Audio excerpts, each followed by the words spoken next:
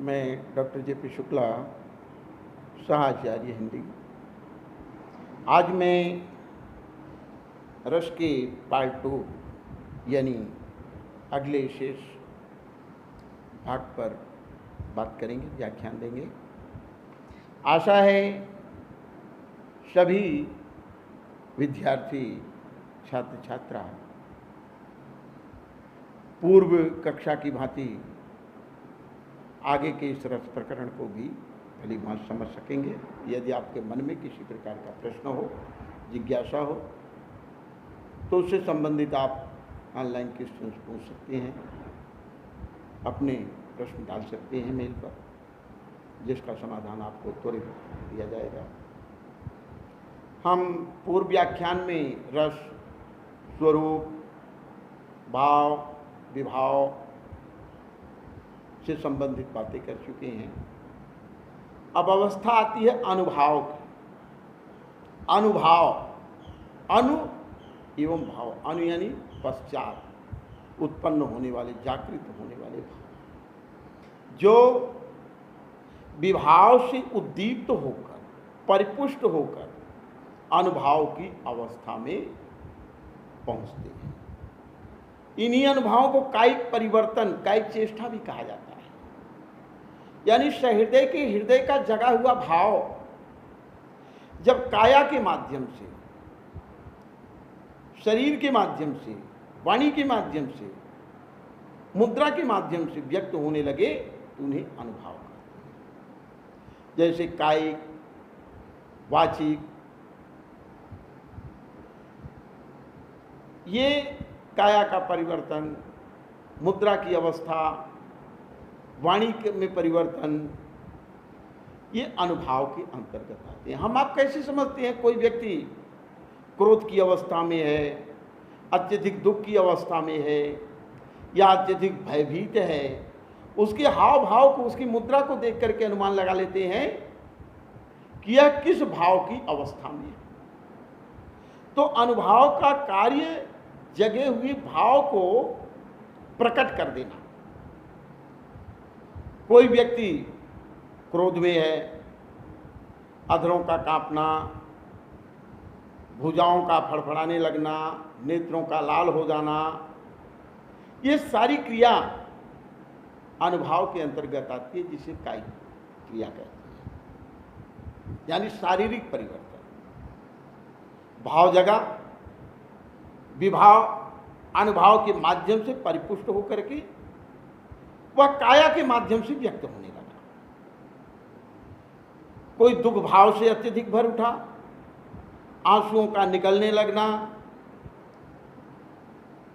चेहरे का गंभीर हो जाना, अधरों में कंपन आ जाना, ये सारी क्रिया उसके दुख भाव को व्यक्त करने लगी। इसी प्रकार हर्ष की अवस्था है,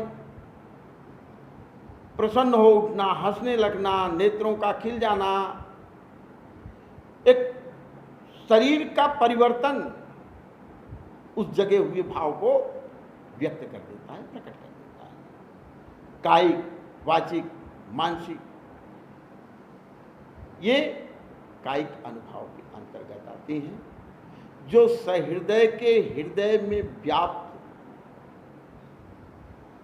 विभावों के, आलंबन विभाव के कारण उद्दीप्त होकर, उद्दीपन विभाव से परिपुष्ट होकर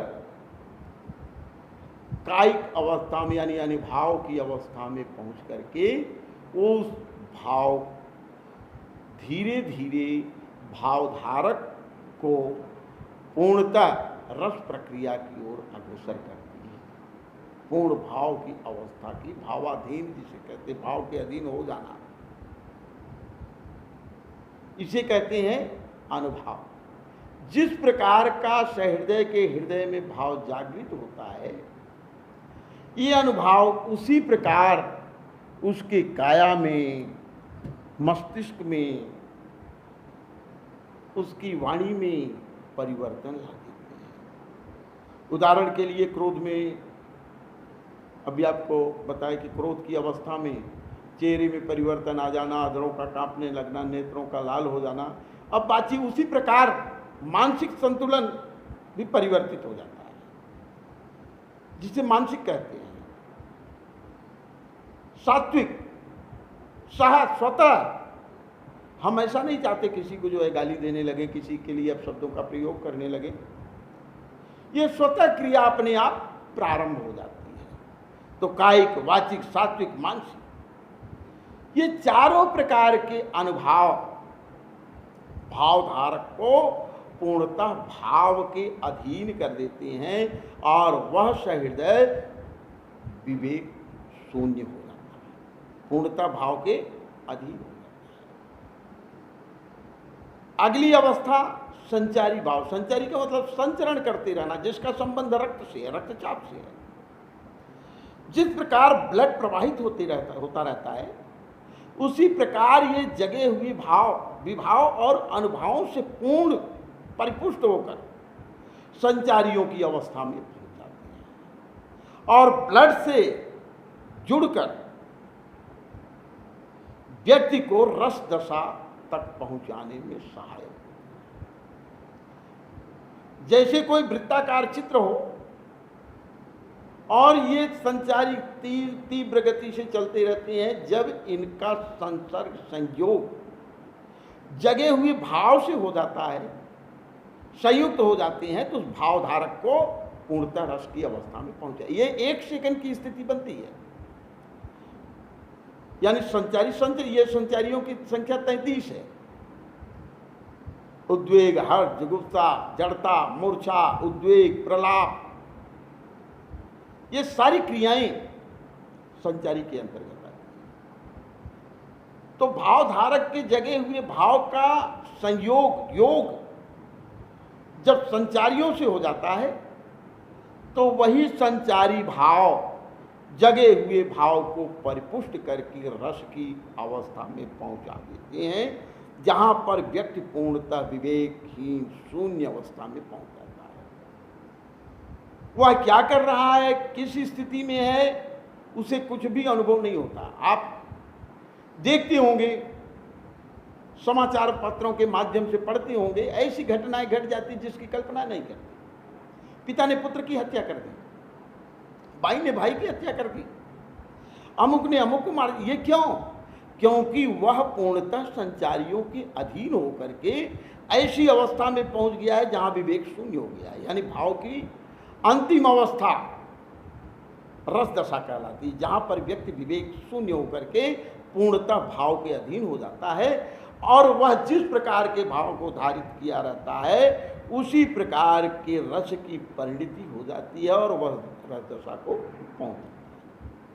तो संचारी मुख्यतः जगे हुए भाव को पुष्ट करके उसे रस रूप में परिणित कर देते हैं, जिनका संबंध रस दशा की अवस्था तक पाठक दर्य सहृदय को पहुंचाना रहता है। उदाहरण के लिए, आप काव्य पढ़ते कोई श्रृंगारिक वर्णन पढ़ रहे हैं या वीर रसात्मक काव्य पढ़ रहे हैं या रौद्रसपूर्ण काव्य पढ़ रहे हैं, तो आपके अंदर का जो भाव है वो जागृत होते होते कोई कारुणिक प्रसंग का काव्य पढ़ रहे हैं, तो पढ़ते पढ़ते आपके भाव, विभाव, अनुभव संचारियों के माध्यम से आपको ऐसी दशा में ले जाकर के पहुंचा देते हैं, उस भाव के अधीन कर देते हैं कि विवेकहीन हो जाता है। कभी कभी कोई उपन्यास पढ़ रहा है, पढ़ते काव्य पढ़ रहा है, पढ़ते वह उसमें इतना लीन हो गया कि उसी समय का ध्यान ही नहीं है। वह जिस प्रकार के चरित्र का अध्ययन कर रहा है, जिस प्रकार के व्यक्तित्व को पढ़ रहा है, उसका भाव उसी रूप में उसकी वृद्धि करता जा रहा है। नेत्रों से आंसू निकल आते हैं, गला भर्रा उठता है। कभी आप टीवी सीरियल देखते हैं, नाटक के देखते हैं सामने टीवी के बैठ करके, ऐसे भी कई लोग होते हैं जिस प्रकार का प्रसंग है उस प्रकार के भाव उनके अंदर आते रहते हैं। रस में साधारणीकरण की अवस्था में पहुंच जाते हैं, जहां स्वपर की सत्ता से ऊपर उठ करके वह पूर्णतः रस उस विषय वस्तु से, जिस चरित्र को पढ़ रहे हैं, सुन रहे हैं, उस चरित्र से इतना जुड़ जाते हैं कि उस पात्र में स्वयं को देखने लगते हैं। उसके दुख सुख को अपना दुख सुख मान करके उससे इतना तादाद में स्थापित कर लेते हैं कि स्वपर की सत्ता से ऊपर उठकर उसी में लीन हो जाती है और वह जैसी क्रिया करता है उसी प्रकार की क्रिया करने लगते हैं और अंततः रस की अवस्था में पहुंच जाते हैं। इसे कहते हैं संचारी, यानी संचारियों का कार्य जगे हुए भाव को रस की अवस्था में परिणित कर देना। अब अंतिम अवस्था है रस दशा, जिसे काव्य शास्त्रियों ने अनुभूति के आधार पर नाना रूपों में व्याख्यान किया, वर्णित किया। ब्रह्मानंद, काव्यानंद, ये सब रस की परिणित, भाव की परिणति है। अर्थात रस की अवस्था पूर्ण आनंद की अवस्था है, चरम की अवस्था है। जगे हुए भाव का चरम रूप, भाव का चरम अवस्था ही रस दशा कहलाती है। अर्थात पाठक के जगे हुए भाव के अनुरूप उसे आनंद की अवस्था तक पहुंचा देना, आनंद में लीन कर देना, यह रस प्रक्रिया का मुख्य कार्य है। अतः भाव, विभाव, अनुभाव, संचारियों के माध्यम से अंतिम दशा रस दशा जो पूर्ण आनंद चरम की अवस्था के रूप में परिणित कर देती है, मानी जाती, उसे हम रस कहते हैं। यह प्रकरण आज खत्म हुआ। अब आगे हम दूसरे प्रकरण पर बात करेंगे। बस यहीं पर हम इस व्याख्यान को समाप्त करना चाहेंगे। यदि आपके मन में किसी प्रकार का प्रश्न हो तो आप ऑनलाइन इसी वेबसाइट पर YouTube के माध्यम से हमसे पूछ सकते हैं, प्रश्न कर सकते हैं, जिसका समाधान आपको मिलेगा। इनसे संबंधित हम कुछ क्वेश्चंस आपको दे रहे हैं, जिसका असेसमेंट करके आपको महाविद्यालय खोलते ही उसकी हार्ड कॉपी प्रस्तुत करनी होगी। यह अति आवश्यक है। धन्यवाद।